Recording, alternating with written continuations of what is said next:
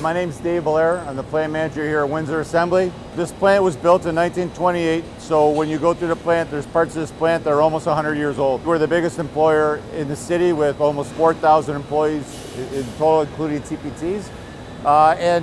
It's an integral driving part of this city. Like I've said before, it's a big city, but it's a small town. The quality here, this plant is known in North America for repeatability and quality with everything that we build.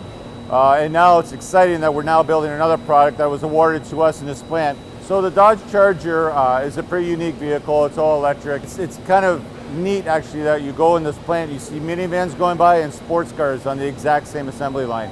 I would like to take the opportunity to congratulate them for a job once again well done that now allowed us to be given a product to make us even more efficient, more successful, and it just solidifies the strength and the belief that the company has in this group. We're very, very proud as a company and as a city of this plant specifically.